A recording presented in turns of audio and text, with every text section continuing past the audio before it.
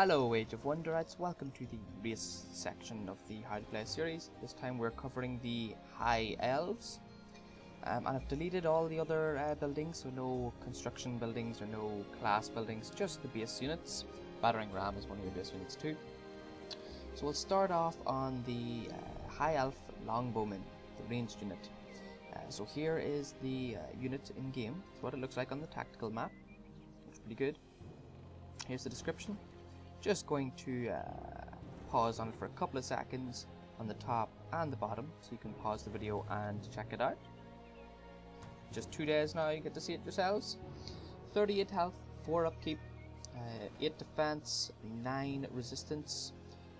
Shoot longbow. Longbow is the best type of bow in the game, and it doesn't suffer range penalties for hitting units at maximum range, unlike the bow and short bow. 6 melee strike. You're talking High Elf. There's the description for High Elves if you haven't seen them yet. I do show all of them off in my How to Play video series.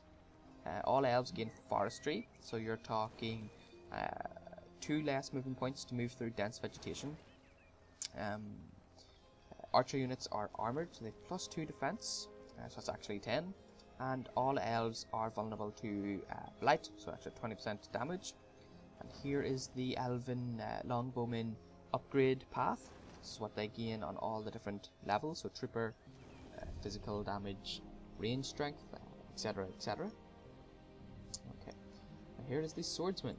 These guys look pretty militant. Yeah, it's pretty good. Okay, and here is the description. We are the pinnacle of fitness. Oh, fair enough. Blow your own horn. So they cost 4 upkeep, 38 health, 10 defense, 9 resistance, 28 movement points, 11 melee damage per strike.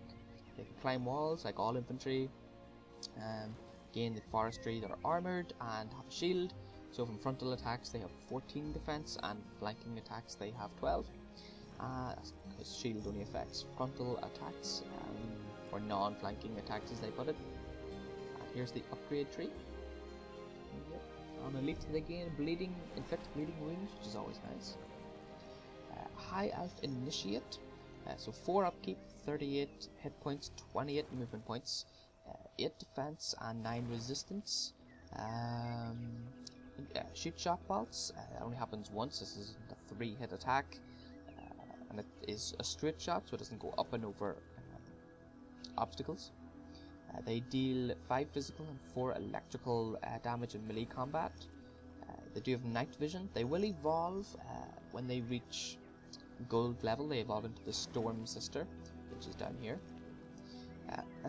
They're an irregular unit. Forestry. They do have shock protection, just because that's the irregular thing. And here's the upgrade tree. Nothing fantastical on any of their upgrades, except they do gain evolve, so, you know, on gold medal. It's always nice. Here is the High Elf Pikeman. Oh, I don't think I paused on the video, on the text. I like the ladies and don't discriminate by race. Interesting. Tavern of Romance by Godwin the Seducer. I think I've read, that's one of the very few I've actually read. And here are the initiates with their little daggers. Well, big daggers. So here's the Union Guard. They look pretty good. I will mouse down, you can see the description. The High Elves are not Wood Elves.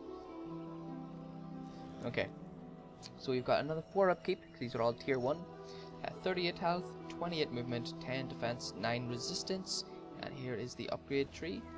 The game armor piercing on elite means anyone with the armored trait, they deal extra damage against them. So 12 damage in melee. They are pikemen, so they gain first strike, which means they will attack first when defending. And also polearm, so they gain +5 damage against mounted and flying units. They all have all the other tier 1 and elven bonuses and weakness. Here is the elven cavalry unit on their little unicorns. So here's the description. She penetrated the deepest glade. It's quite a big one, so maybe I'll have to pause it halfway through too. And then on the bottom. you guys go. Okay, so 8 upkeep for tier 2, 54 health, 36 movement points, and 11 defense and resistance. Here's the upgrade tree. So again, inflict bleeding wounds on elite, and bleeding wounds takes damage. So 13 for the melee strike. They have phase, they can teleport behind the enemy units and get in a free flanking attack. Armor piercing, so +2 damage against armored units, basically negates the armored buff. They do have charge, so they deal an extra 6 damage when they move up to 4 or more hexes to reach the target, or before they start attacking anyway. Everything else is as normal. I'll show you the Battering Ram. Yeah.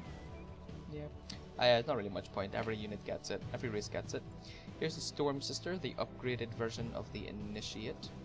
And it's gone from a regular to support now. Here is the description. There we go, nice short one. So 8 upkeep, 40 health, 28 movement points, 9 defense and 12 resistance, and the upgrade tree. So on Veteran, on this bronze medal, they gain Dispel Magic, so they can take all buffs and debuffs off the target. And on Elite, they gain Inflict Stun, and stunned units can't do anything, and every attack is a flanking attack. It's always very nice.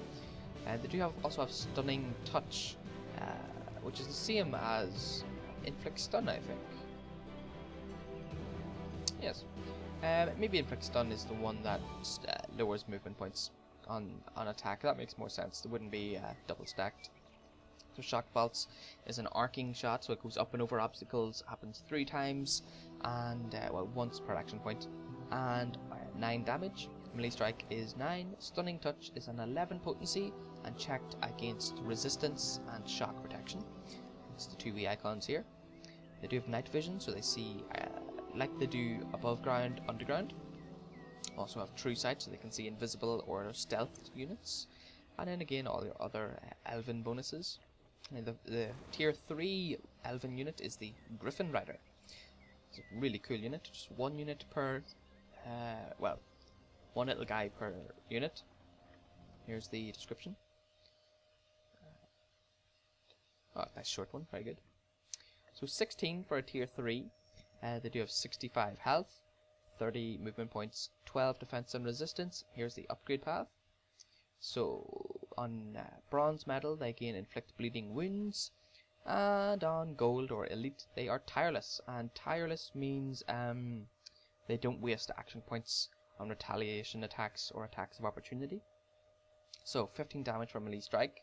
First strike, so they will attack first when defending. Charge. And flying, so flying means they can fly up directly over a unit, and when they pass a unit they won't take an attack of opportunity. Then they land behind a unit and can attack them in the back. Well, that's a typical flying unit tactic. You can also fly over walls and things too for extra bonuses. So that's humans covered, guys. Next we'll do whatever's next in the chain. It is the humans. Humans are next. Also here are some Theocrat Exalted units. They don't have the white wings, they've got a now nice red and dark blue, almost black wings, which is very cool. So yeah, see you guys in the next video.